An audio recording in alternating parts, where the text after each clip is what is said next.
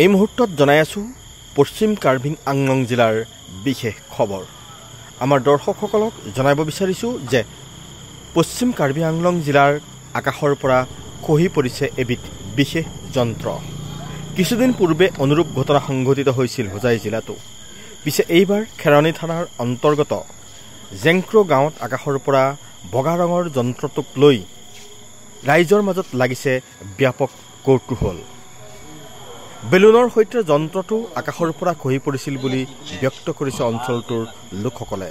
যন্ত্ৰটো চাবলৈ ৰাইজে ভিৰ কৰে যদিও খেৰনি আৰক্ষী ঘটনাস্থলীত উপস্থিত হৈ যন্ত্ৰটো জব্দ কৰি লৈ যায়।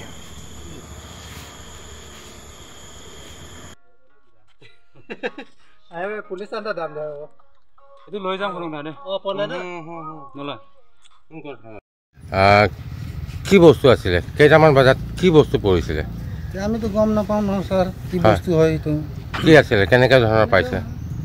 ইমান গোটা এটা আছিলে বস্তু, কি বস্তু হয়? যন্ত্ৰ নেকি, কিবা মেচিন নেকি? কেনেকুৱা আৰু চোৱা এইটো খুলিটো চোৱা নাই আমালোকে।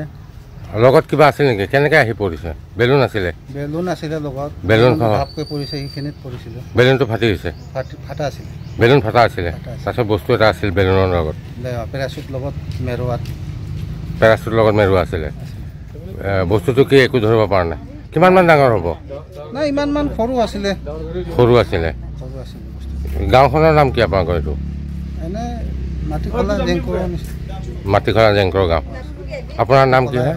মোৰ নাম ছত্ৰ বাহাদুৰ। ছত্ৰ বাহাদুৰ ৰায়। কেইটামান বজাত হৈ পাইছে? এনেকুৱা মানে 7টা 8টা এনেকৈ হ'ব ছাৰ। ৰাতিপুৱাৰ ভাগত? ৰাতিপুৱা